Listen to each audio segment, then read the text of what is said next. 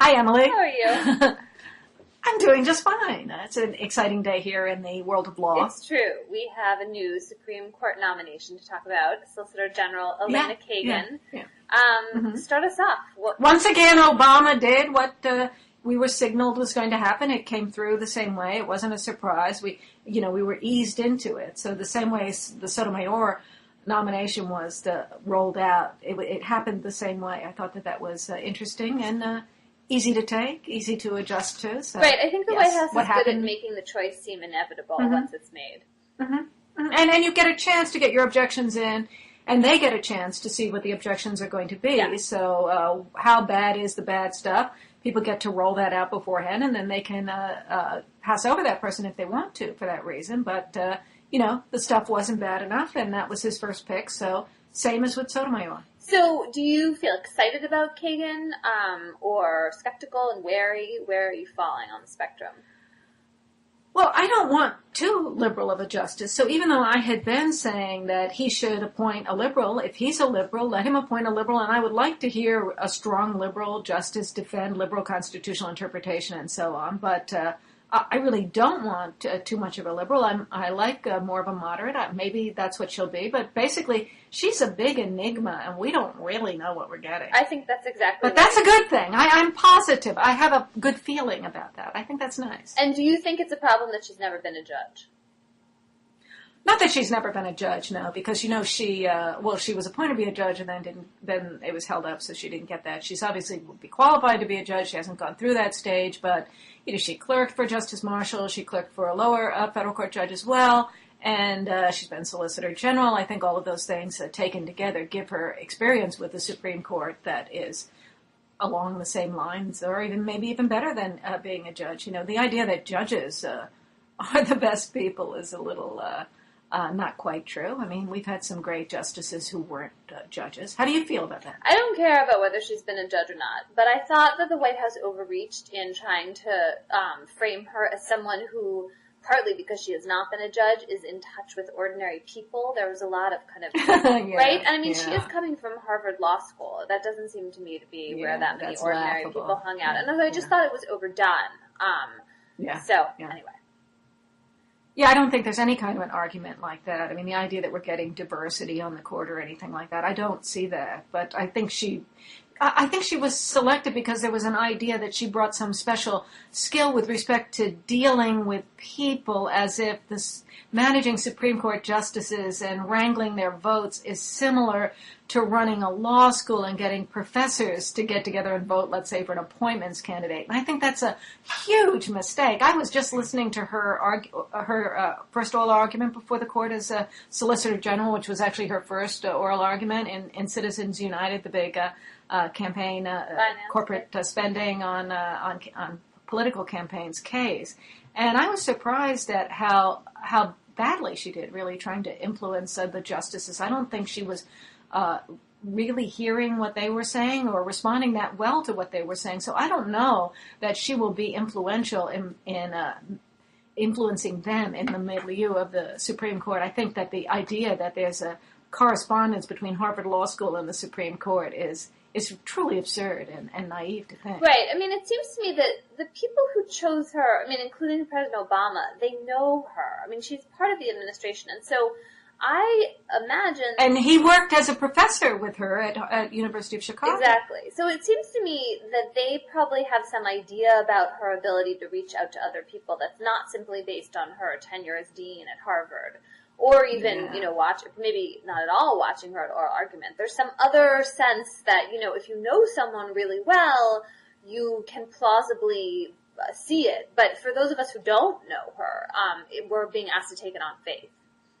I just don't believe that you influence people on the Supreme Court the way you influence them in the more social environment of developing a community at a law school where everybody has this shared interest in getting along and serving the students and presenting a certain kind of an image, that you do a lot of those things by having them over to dinner and doing social things and smiling Soft and being power. Nice and accommodating and trading votes. You vote for mine, I'll vote for yours.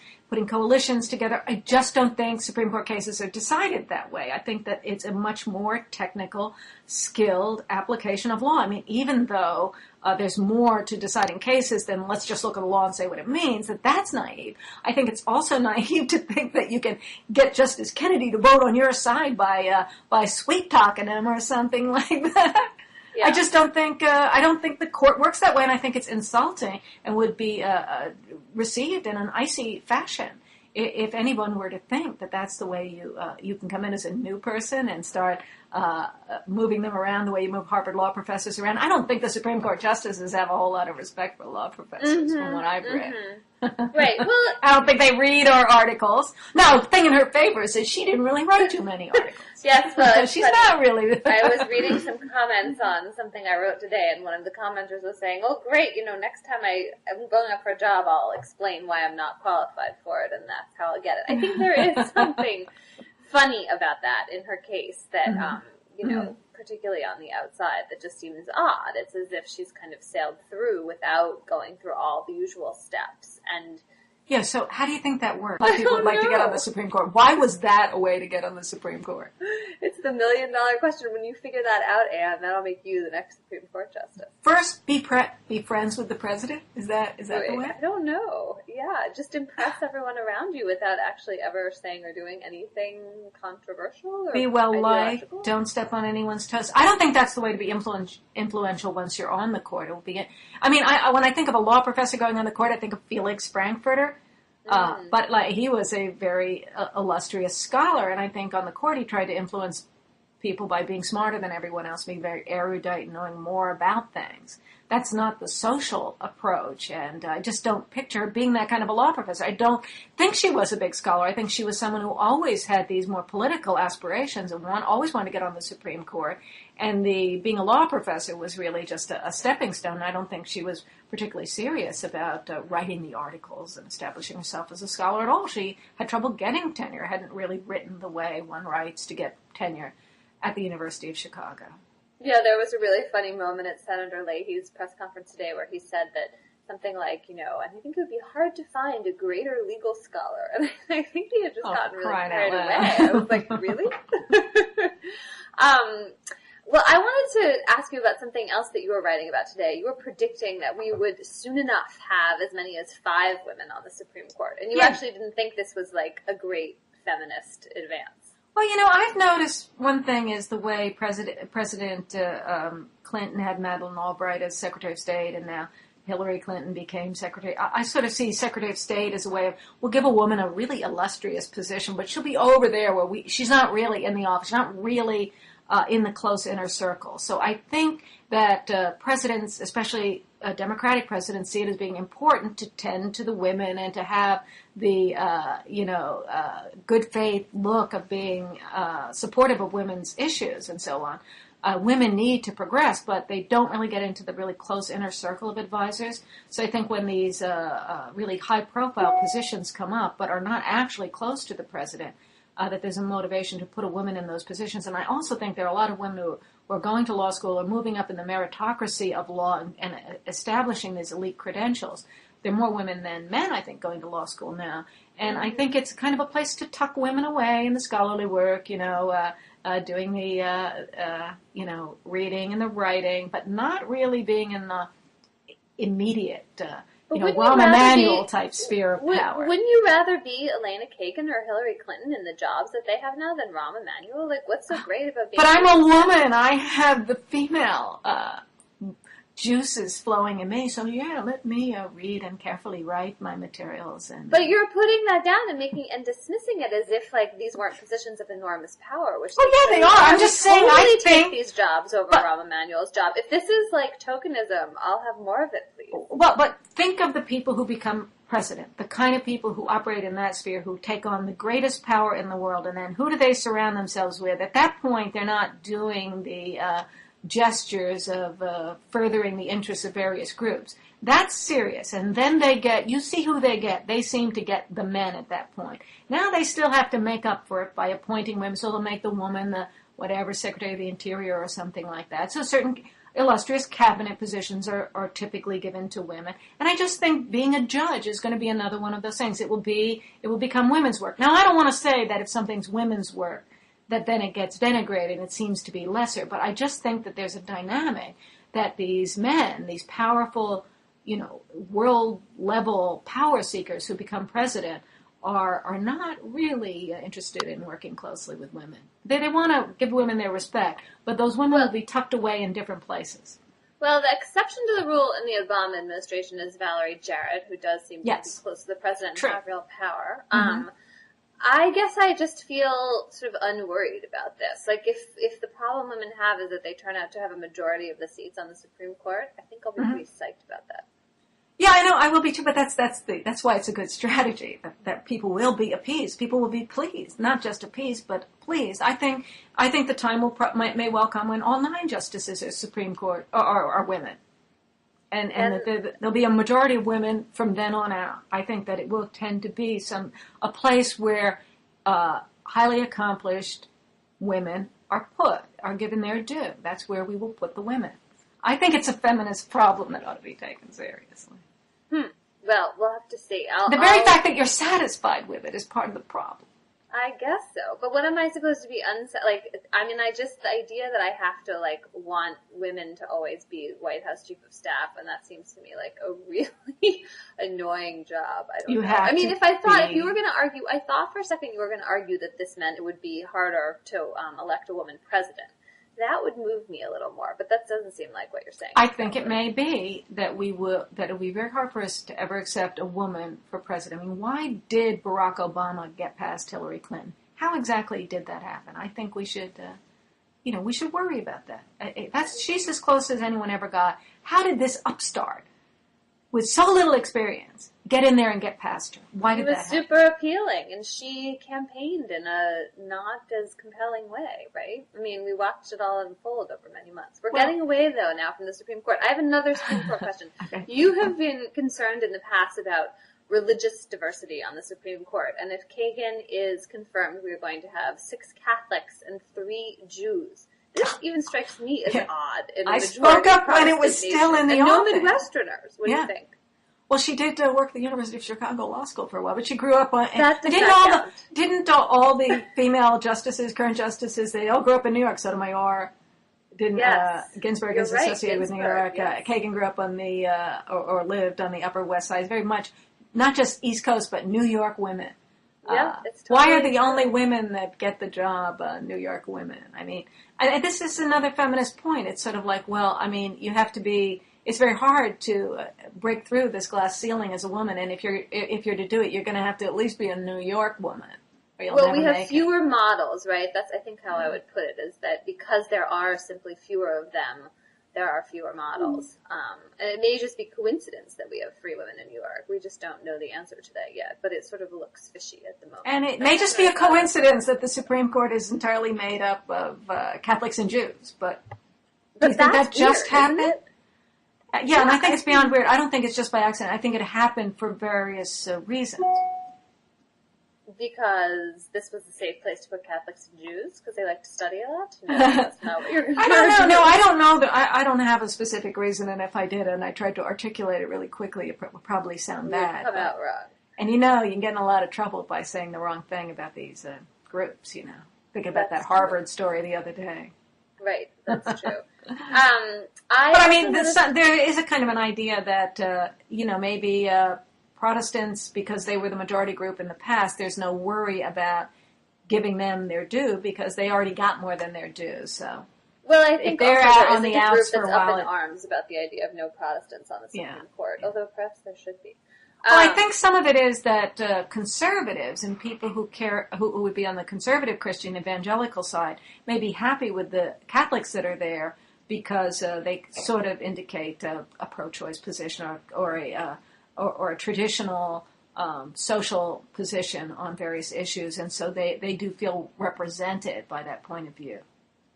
What do you think about the criticism of Kagan for the way she handled Don't Ask, Don't Tell when she was at Harvard? This involves the Solomon Amendment, this Congress's effort to enforce equal access for military recruiters on university campuses. Well, as I understand it, she came into Harvard and that was already the policy, and she was probably channeling what the faculty already wanted. I mean, we had the same thing at the University of Wisconsin. If you have a law school that tells its students we don't discriminate based on sexual orientation and any of these other grounds like race and so forth, if you're going to have on campus, in the building, interviewing, and there's an employer who won't take interviews from some of the people, who refuses to hire a category of individual who you want to feel welcome in the school, and you have a policy of protecting and defending against discrimination, to give the facilities of the school to an employer who is dedicated to the policy of discriminating against them, there's a real collision there. And to want to have the problem that I had with the Solomon Amendment was that it was using federal spending to bully schools into adopting the federal policy. I think it would have been better if it was up to the schools to decide what they wanted to do, and I would be more likely to defend the idea that the schools ought to provide interviews maybe for the students who want to go into the military. But the idea that the federal spending, this huge amount of federal spending, which I think is already questionable, from a conservative position I think it's questionable, to use that spending to bully schools into adopting the federal policy rather than having the decentralized academic freedom to have their own policy with respect to discrimination. I have a problem with that. I think conservatives should have a policy with that. Even if you think the policy should be that the military should be allowed to interview in the building, and you have that conservative position, I think you should still support the position that it was wrong to use federal spending to bully people into accepting the top-down pressure to do it that way. Let them have the decentralized liberty to set their own policy as a I just school. want to add one wrinkle to this because I think it's getting lost a little bit in some of this discussion, which is to say that when Kagan was dean, Harvard was not actually barring the military recruiters from the buildings. Harvard was saying that they needed to come in under the auspices of a Student Veterans Association. Yes, yeah, And that's then right. They had a more moderate Harvard position. pulled back further from that, and in fact, by the time Kagan was dean, that wasn't even the policy anymore. So I feel like there's this notion that she banned military recruiters from the law school, and it's just not true. It does show her being a more moderate person, someone who would compromise and be in the center. I think, actually, people on the left should have more of a problem than people on the right. Right, and in fact, there has been some pretty heated criticism of her, notably from Glenn Greenwald at Salon. Mm-hmm. Yeah, I saw that. More about her executive power. I actually think he's doing a huge favor to the Obama administration. They must cheer every time he posts because it makes it seem as if, she's very centrist and mainstream, which I actually think is probably right. But do you think there is anything to this critique of her views on executive power, or do we just not really know the answer? Well, I think he has appointed someone from the inside of the executive branch, so she's going to have the basic sympathy with executive power. She's going to want to uphold whatever exercises of power he does, and he's not compared to the way he campaigned. He's taking some pretty strong executive power positions, as I think any president would do. So I think you may end up with someone who reminds me a little bit of Justice White, who was appointed by John F. Kennedy. Someone who is sort of should be a liberal because he was appointed by a Democrat, but actually has some pretty strong positions about federal power. So we might be about to see some things of that sort. Maybe Justice Scalia will have an ally for his unitary executive theories. Maybe. I don't actually see that in Kagan's writing. It just seems super dense to me and not really grappling with the national security issues that have been most at the forefront. But we will see. And thanks for discussing all of this. Okay, so right now, what do you think? Can I just ask you one more question? What do you think is going to happen this summer? Do you think it's going to be pretty dull and obvious sort of hearings, or do you think she will take on the senators and we might have some fireworks or anything leading up to the fall elections? Do you think there's some good entertainment in the offing here, or is it all going to be very routine from here on in? Well, I think barring some unforeseen political detonation, that it's in her interest to keep everything as dull and obvious as possible.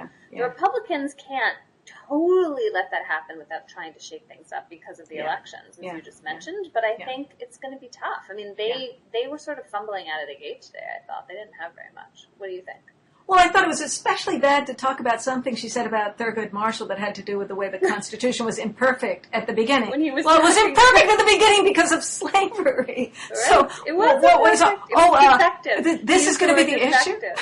You don't think the three-fifths clause, I hope we can all agree. The three-fifths clause was defective. Yeah, that's just I silly. agree. Yeah, that's true. So hopefully they won't trip all over themselves. And I think probably in the end they do want her rather than who we would get next if we didn't have her. But I think they should use the occasion to, make some good points leading up to the fall election. But I don't think we'll find out much more about her. The routine now, the litany is all pretty ritualistic and dull. So I'm expecting dullness and maybe some charm, some smiles. All right. Well, we'll see if we get dullness plus smiles. That sounds like a good, safe prediction to me. Thank you, Anne. Okay. Thank you. Bye-bye. Okay. Bye.